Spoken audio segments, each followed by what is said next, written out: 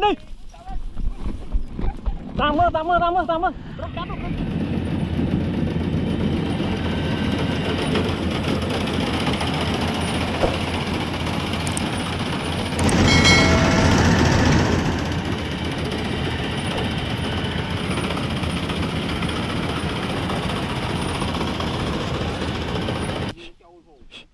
việc khơi việc lấy rục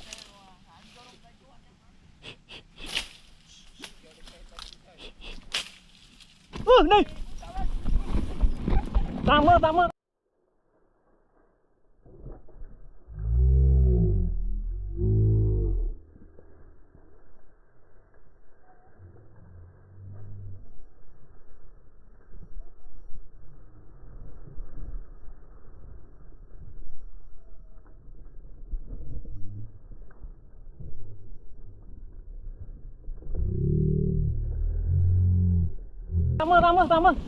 rút cắt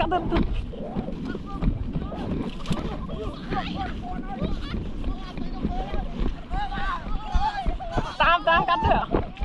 cắt rút một viên châu tao ấy chọc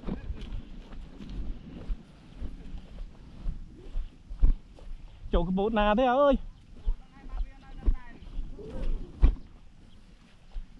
rút tới chân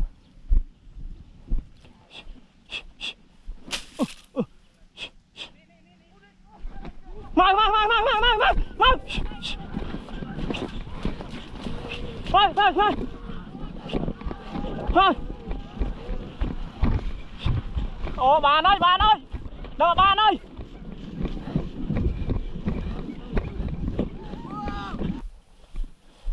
ô đâu tao lấy đây đâu tạm ơi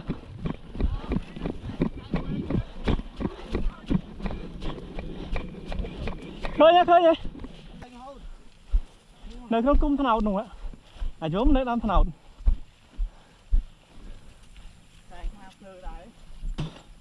thôi à nào mực phải toàn vì những bao giờ nào mực khơi nơi thôi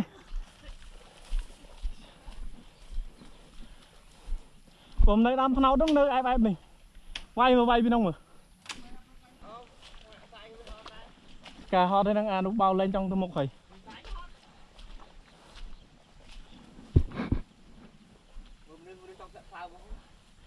không nâng á đằng không nâng tôi mong đấy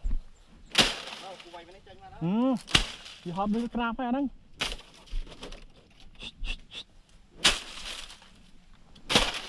kia à hả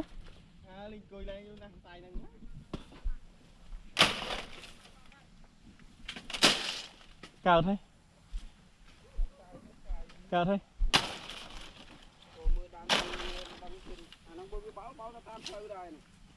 nhưng sai canh chiên đấy